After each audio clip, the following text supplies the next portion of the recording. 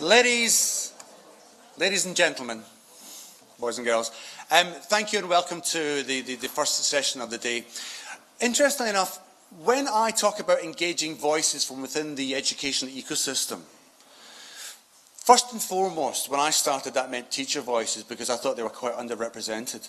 But it very quickly became obvious to us at ResearchEd that a conversation simply within ourselves wouldn't be as powerful as if we looked out beyond ourselves, which is why it's vitally important that at ResearchEd we try and have conversations between and with other participants of the education ecosystem, so researchers, academics, universities, think tanks and policymakers. And the odd thing I find is that some people criticise the idea of asking somebody involved in policy to speak. I mean, whenever we've done ResearchEds around the world, we also get a little bit of pushback on this. But I think it's absolutely madness not to want to listen and speak to people who are involved in crucial policy decisions when it comes to the use of evidence in policy making. And I welcome the fact that any policymaker would want to be involved in that.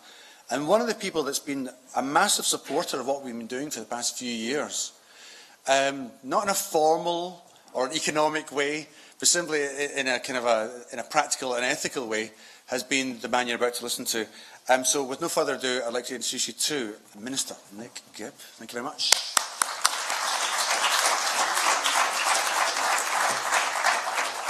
Thank you very much, Tom. Summarising the aims of ResearchEd, Tom, you recently wrote that ResearchEd is determined to break things, not for the sake of destruction, but to break the shibboleths that have for too long dominated education policy and stifled the spread of evidence-led teaching. As the West Wing's President Bartlett said to Will Bailey, if you remember that episode, borrowing from a quote from the anthropologist Margaret Mead, he quoted, "Never doubt that a small group of thoughtful, committed citizens can change the world. Indeed, it's the only thing that ever does."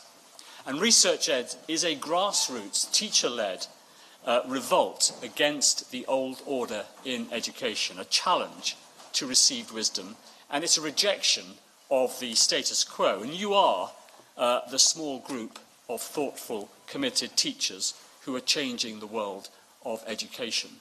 These conferences are changing the relationship between teachers and education research. As many teachers have told me, and as many teachers in this room will no doubt recognise, the research historically presented to teachers was monotone in content and it was seldom used.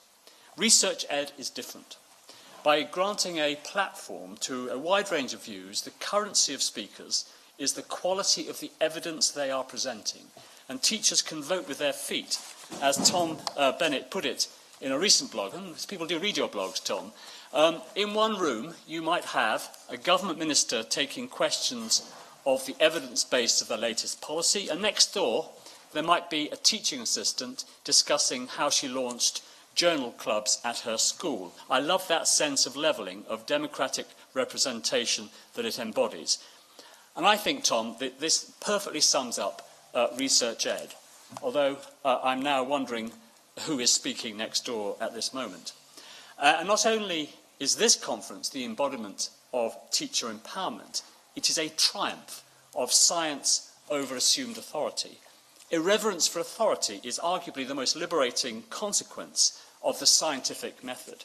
And whilst there is still cause to listen and learn from learned men and women, no opinion, however authoritative, can be cause to dismiss evidence out of hand.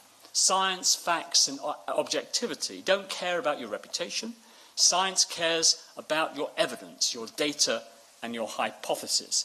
In science, p-values trump PhDs. So today I hope that all participants at this conference will take advantage of the cast list of speakers that Tom has assembled and seize the opportunity to challenge Dr. Becky Allen on her analysis of this year's GCSE data, probe the validity of comparative judgment with Daisy Christodoulou, debate direct instruction with Chris Bolton, explore the effectiveness of academies with Karen Weisbeiser, or quiz Amanda Spielman on the reliability of Ofsted inspections. There are many examples from history of history of science to show reputation need be no barrier to making meaningful contributions to human knowledge and understanding. And few are more inspiring than the story of Srinivasa Ramanujan, portrayed in the film, which I hope many of you have seen, The Man Who Knew Infinity. Having had almost no mathematical training, he began a postal relationship with English mathematician G.H. Hardy in 2013. And from the quality of the maths in the letters, Ramanujan's genius was immediately apparent. By 1914, he was working in Cambridge, following a month-long voyage across the globe, and in the next 6 years, before his untimely death at the age of 32, this previously unknown son of a sari shop clerk made important contributions to mathematical fields such as analysis and number theory, becoming one of the youngest fellows of the Royal Society. And the romance of this story shows the emancipatory power of scientific thought, but it goes to demonstrate that any source of evidence and new ideas can cast doubt on received wisdom and generate better understanding. And it is by permitting and embracing doubt that humanity has made some of its greatest strides. Doubt is to be embraced, not eschewed. Consider the debates, the early debates on quantum mechanics, as I do often, between two of the great physicists who have ever lived, Niels Bohr and Albert Einstein. Famously, Einstein was reticent to accept the full consequences of the uncertainty principle, and he famously declared, "I, at any rate, am convinced that God does not throw dice." And through debate, through experiments, data and evidence, Niels Bohr's interpretation triumphed over that of Einstein, arguably the greatest scientific authority since Newton.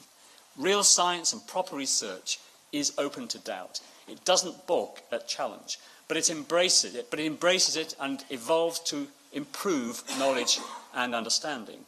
Research Ed is now established around the world, with teachers in 3 continents coming together to share and debate the research that has inspired their teaching. It's a forum that allows teachers to debate what the evidence says about best practice in schools. And this movement, as I said last year, will improve the education and life chances of millions of children. Year on year, the speakers at the conference become more diverse. Importantly, this diversity includes hosting speakers with contrasting political, philosophical, and educational viewpoints. And yet, there are still some education academics who question the motives of Tom Bennett, Research Ed, and all the volunteers who helped to make these conferences a success. And to my mind, this is an indictment of those researchers who choose to disparage this movement rather than engage and contribute. Refusal to debate one's research and share it with teachers begs a number of questions. Notably, what is education evidence for if it isn't to be shared with teachers? And what is there to fear from presenting and discussing your research at a politically, philosophically, and educationally diverse conference? But presenting one's research to classroom teachers shouldn't be countenanced as a fear, but as an opportunity, as should the chance to present and debate and discuss in a vibrant marketplace of ideas such as Research Ed. The Heterodox Academy is a politically pluralistic group of professors working in various academic fields, drawn together to improve academia by enhancing viewpoint diversity and the conditions that encourage free inquiry. And this group, which includes the likes of Philip Tetlock and Jonathan Haidt, has highlighted the cost of a lack of viewpoint diversity in social science and humanity departments. Thankfully, there are many respected academics who are seizing the opportunity to present today. Teachers attending this conference will have the opportunity to listen to Dr. Pedro Broca and dispel myths and point to promising avenues for the role of technology in education. Dr. Christian Bockhoff of Southampton University will be arguing that some myth-busting in education is oversimplistic and creates new myths. And Professor Ayako Kawaji is running a session on what we can learn from expressive writing in Japan. But it's a shame that some would rather stay in their ivory towers than participate today. The intellectual timidity of those who choose to smear Research Ed whilst refusing to debate their evidence, stands in stark contrast to the efforts that Research Ed makes to be inclusive for all. On a very limited budget, armed with little more than the goodwill of speakers and volunteers, Research Ed will run conferences in New York, in Toronto and Amsterdam in the coming months. Included in the meagre entrance fee is lunch, if you have a ticket, snacks and a creche for parents of young children, all for a fraction of the price of some education conferences. Here endeth the advertisement. So, responding to some criticism, Tom decided to restate the objectives of Research Ed, arguing that it is important to continually define ourselves in order not to be misrepresented or misunderstood. And he eloquently explained his mission to disrupt shibboleths and tip sacred cows. Research Ed delights, he said, in debate, changing paradigms and helping to generate a polite revolution in the classroom. I started it because I believed passionately, and still do, that education needs a revival, if not a reboot. It labours under so many false dogma and uninformed suppositions that in many ways it resembles medicine in the 18th century, when the doctor's authority was privileged and his hunch was the final word. Just as medicine finally succumbed to empirical science, so too should education, as an aid to our decisions, not as an authoritarian mosaic tablet. It should intersect with our very action, with our every action, so that when evidence is available, we use it to inform our pedagogy and policy rather than stifle it. Bogus fads like learning styles and brain gym are the least of it.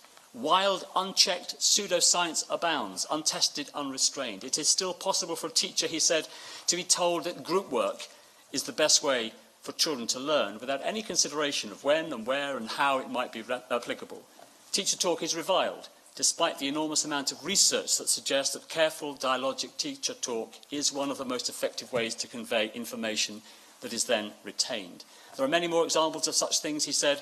None of these matters are settled, but every educator should be entitled to hear the evidence on both sides and make up their minds on the matter. And this contrasts, Tom, with those who eschew the international Research Ed conferences could hardly be greater. And Tom is right that it is important to restate one's beliefs. Not only can we be misrepresented and misunderstood, but we can lose arguments that we thought we had already won. In this country, we are winning the argument in favour of a knowledge-rich curriculum. We are winning the reading wars, and parents are voting with their feet on the question of free schools. We must continue to expound the evidence in favour of how a knowledge-rich curriculum benefits all pupils, particularly the most disadvantaged. In the same breath, we must continue to make the argument for the EBAC. This policy is crucial to ensuring that all pupils benefit from a broad and balanced core academic curriculum at GCSE. And research suggests that lower participation from disadvantaged pupils in these core academic subjects can negatively affect social mobility.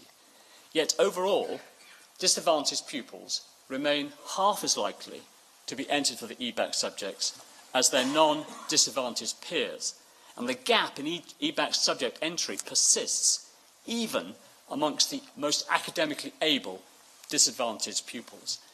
Evidence from the Sutton Trust found pupils in a set of 300 schools that increased their EBAC entry from 8% to 48% were more likely to achieve good English and Maths GCSE, more likely to take an A-level or an equivalent level 3 qualification, and more likely to stay in post-16 education. And the authors of that study noted, and I quote, that pupil premium students benefited most from the changes at these schools. And that's why this policy is so important and why we must continue to make the case. But there are some who argue that the EBAC is not right for some pupils, and too often these pupils are from disadvantaged backgrounds. I firmly disagree with this view. A recent publication from the Institute of Education examining the effect that GCSE choice has on post-16 added yet further weight to the evidence demonstrating that the EBAC is crucial to driving social mobility. And this paper found the following, and I quote, students pursuing an EBAC-eligible curriculum at 14 to 16 had a greater probability of progression to all post-16 educational outcomes, while taking an applied GCSE subject had the opposite effect. There were no social class differences in the advantages of pursuing an EBAC eligible curriculum, which suggests that an academically demanding curriculum is equally advantageous for working class as for middle class pupils. And on launching the report, one of the authors, Professor Alice Sullivan, said, the results show that controlling for both prior attainment and a range of socioeconomic and other factors, pupils who had taken EBAC subjects at GCSE were 7 percentage points more likely to stay on at school. So the EBAC is a benefit to all pupils, irrespective of their prior attainment, irrespective of their background or sex. Indeed, the report found that, and I quote again, pursuing an EBAC-eligible curriculum increased the chances of educational progression, particularly strongly for girls and white young people, and studying an applied subject decreased the chances of girls staying on. In particular, studying an EBAC-eligible curriculum at age 14 to 16 increased the chances of studying subjects favoured by selective universities at A-level. So given the importance of raising attainment for white working class boys and increasing the proportion of girls taking STEM subjects, particularly post-16, these results are very encouraging. So the government will continue to make the case for more pupils studying the EBAC. We believe that a core academic curriculum comprising the EBAC subjects alongside other high-quality, knowledge-rich subjects, including the arts, should be available to the vast majority of pupils, because that is what the evidence shows. As Tom Bennett said, you know who benefits most from working with evidence? Children. And of them, who benefits most? The least advantaged. Those with no second chances, no tutors, no jobs waiting for them in publishing, no matter how they do.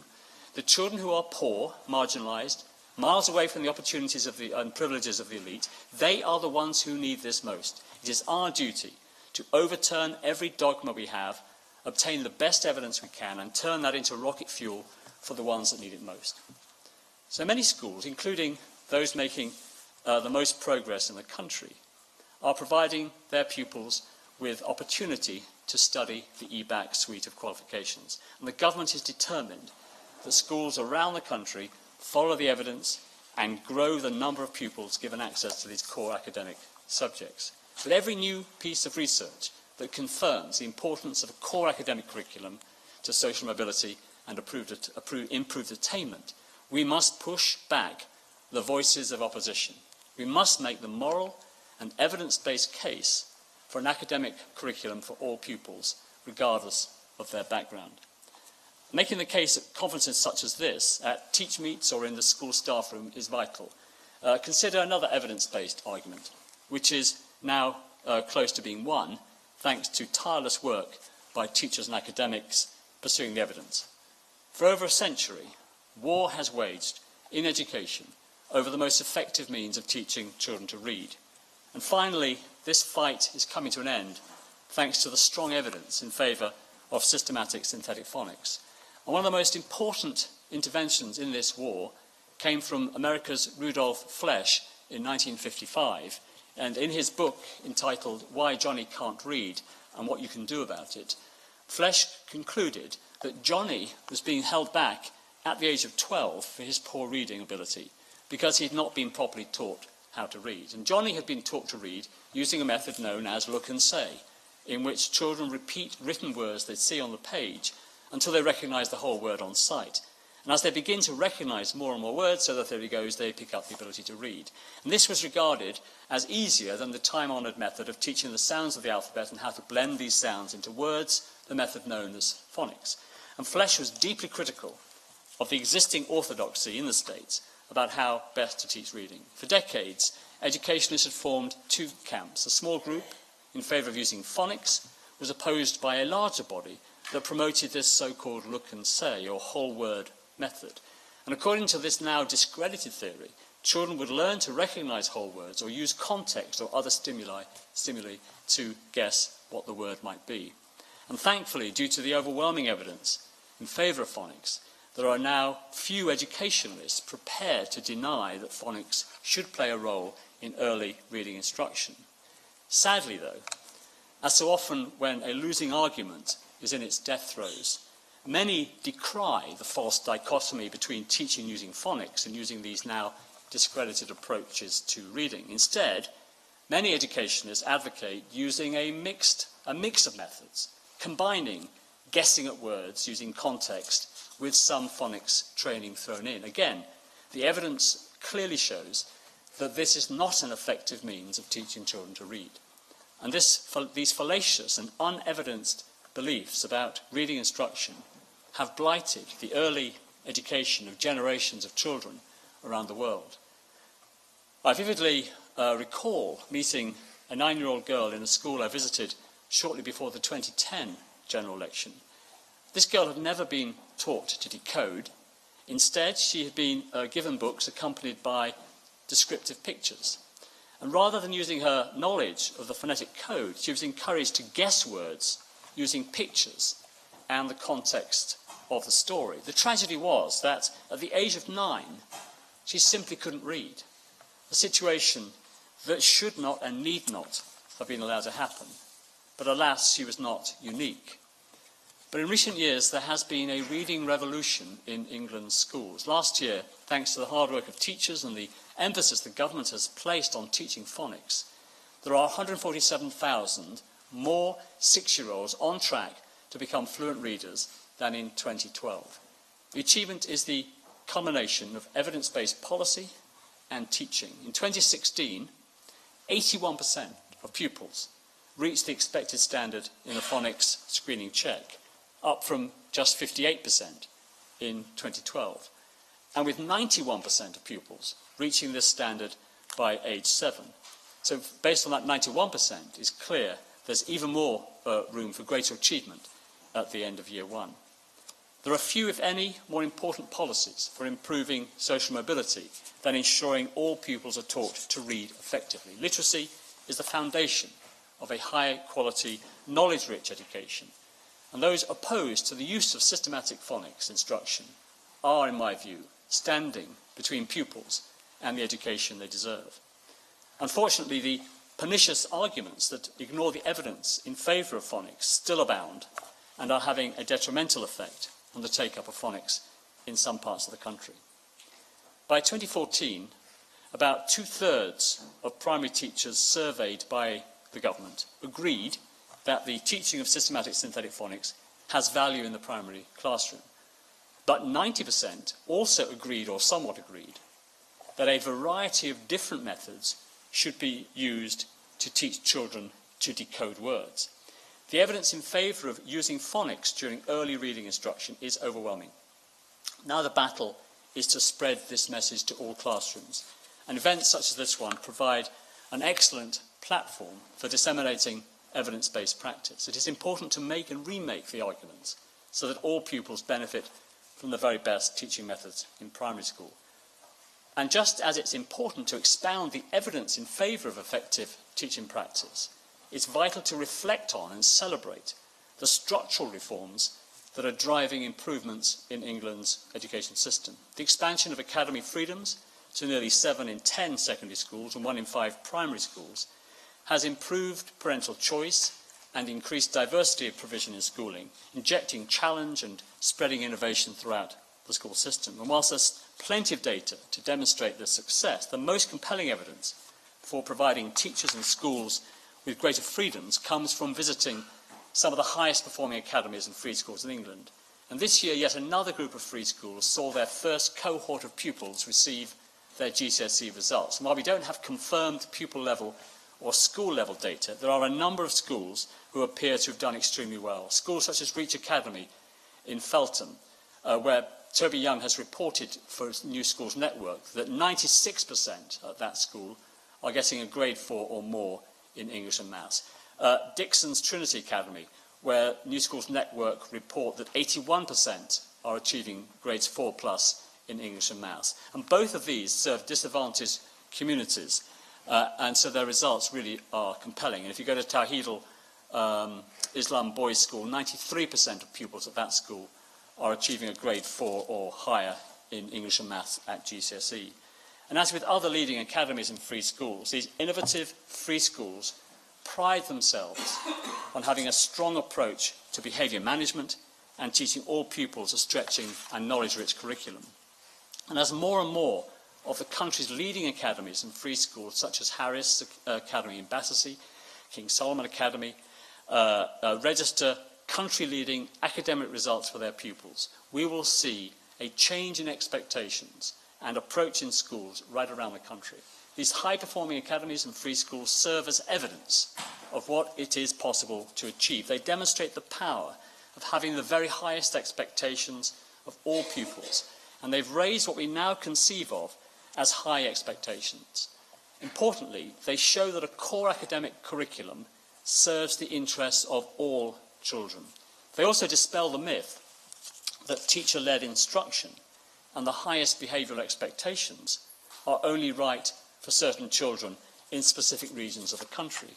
No longer is it tenable to argue that the success of the trailblazing King Solomon Academy can only be achieved in London. One only needs to visit Towheedle schools in Blackburn or Dixon's Trinity in Bradford to dispel that myth. These arguments are not theoretical anymore, they are empirical. As well as providing a high-quality education to their pupils, free schools have served as petri dishes. They have shined a light on what works in schools, what whole school policies, which curricula and which pedagogies work best. And teachers can visit these schools, taking inspiration and ideas from what they see, and take those back to their own schools. And through their excellence, by sharing their stories, these free schools are providing and disseminating evidence. And by pursuing the evidence, fostering innovation and sharing findings with others, free schools have started an education revolution that simply cannot be ignored. And in this way, they mirror what is happening in research ed. So through innovation and a desire to challenge and create new solutions, teacher-led organisations are changing the education landscape. Evidence and empiricism now trumps dogma and received wisdom. And teachers, academics, and most of all, pupils stand to gain. Thank you very much indeed.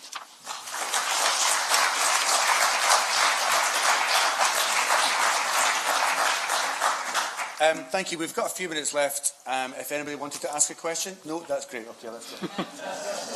Anyone, hand up, please. If you shout it, and then I'll perhaps repeat it for the microphone, okay? Oh, you've got a mic. The lovely Alex will now bring it to you. Alex made the programme, incidentally, so thank you, sir. Hello. Oh, no. I was just wondering, you said the word core subject over 15 times, and you said arts once. I was just wondering if you could perhaps put where you think the emphasis needs to go and how you sort of weigh that balance up, please. The arts are hugely important, and the evidence is that those schools that take the arts seriously in their curriculum choice and expectations for pupils, they are the schools that improve their EBAC performance and perform better at EBAC than other schools. So I very firmly believe that for a rounded, broad education, pupils should be taking seriously the arts, including music. Now, it's not included in the EBAC because we wanted to keep the EBAC sufficiently small to enable pupils to specialise in different things. But if you think about the EBAC generally, nobody disagrees that science shouldn't be compulsory to 16. No one disagrees that English and maths shouldn't be compulsory to 16.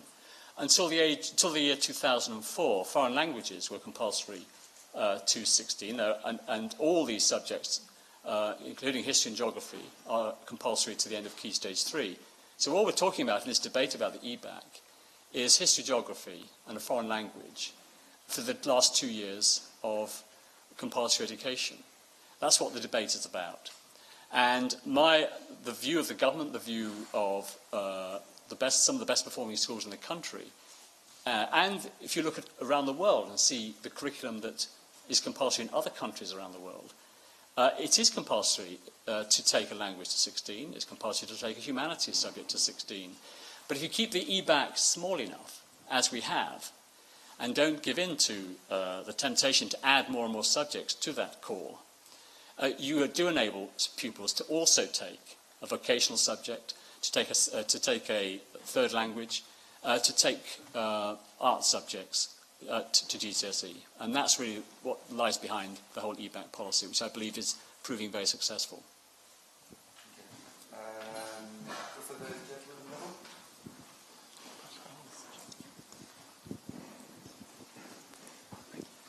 Thank you very much. We've been hearing for some time now about systematic synthetic phonics. I wonder, in your view, what is the next aspect of the curriculum or teacher practice due for the systematic synthetic phonics treatment?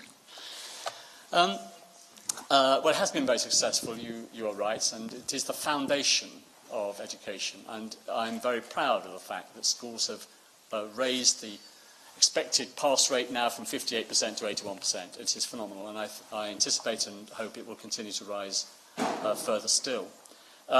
We have been doing a lot of work in terms of how maths is taught in primary schools. We have the Maths Hub, we have Maths Mastery. We've had these exchanges of teachers going out to Shanghai and some Shanghai teachers coming back to England over the last 2 or 3 years that has proven very successful and very popular with those schools that have participated. We've had a trial of textbooks. The Singapore textbooks have been trialled in schools and again have proven very popular and effective because they are systematic in their approach to teaching primary mathematics. So I'm hoping that we can do more work in terms of the maths hubs, again, which again are raising the quality of the pedagogy, the quality of the curriculum in terms of how we teach maths to young children.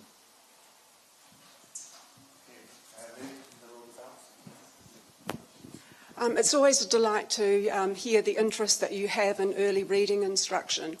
The concern that I have is we have 20% of children who are arriving at secondary school unable to read, and I'm wondering if the government has got any plans to actually put something in place to ensure that those children don't continue to fall through the gap.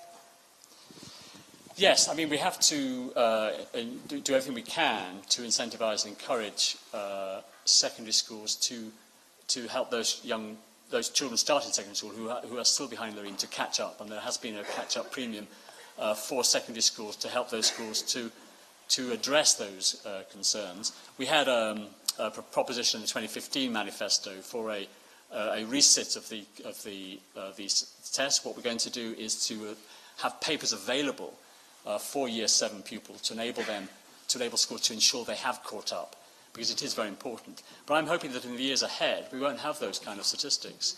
If we get the systematic synthetic phonics, the decoding skill sorted in those first years of primary school, it's then a matter of encouraging children to read for pleasure, to read more and more books, to increase their speed of reading, their fluency in reading. So by the time they then start secondary school, they'll not only be able to read mechanically, they'll also have quite a sophisticated standard of reading, ready to take on the more challenging secondary curriculum.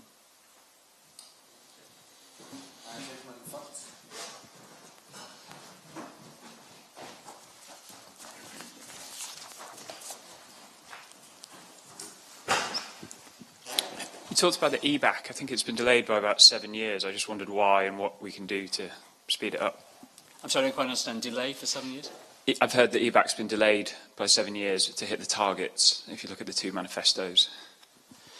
No, what we're saying is that by 2022 we expect 75% of pupils to reach the expected, to be studying the EBAC, and by 2025, 90% to be studying the EBAC.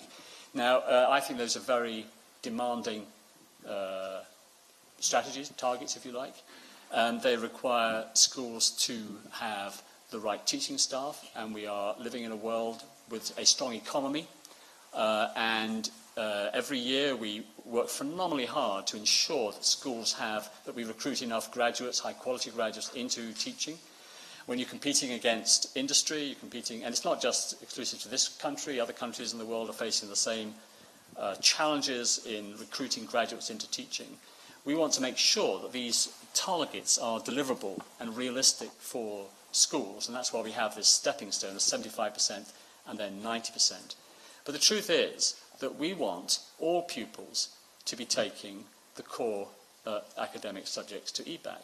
Now, there are some pupils, and that's what we consulted on over a very long period of time in the consultation. We consulted on asking the sector, who are those pupils who you feel are not able to take the EBAC subject. That's what we consulted on, and that's what led us to respond by 2022 75% and 2025 90%.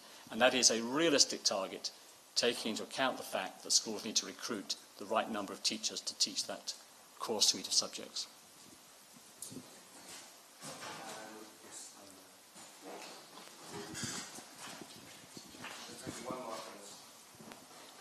Thank you. Hello, as the head of computer science department in a state school, I was hoping you were going to talk about your vision for computer science. ICT and computer science are two very different subjects, as you know. Are you going to address the lack of ICT choice at Key Stage 4? Well, there are a range of non-GCSE subjects that are in the Section 96 list that do count in performance tables that are available for schools to teach. But what we wanted to do, and it had a lot of support from not just the school sector, but from those who specialise in the area that you are in, there was criticism of the ICT curriculum, and that's why we disapplied the ICT national curriculum, and why we had an increased emphasis on computer science in both the national curriculum and the choice of GCSE. And I think in the long run that is the right answer to our education system, but there are still ICT qualifications available at Key Stage 4 and beyond for those pupils that want to take that particular route. 30 seconds then. Very, very quick one. 30-second response. You touched upon the performance of working class kids.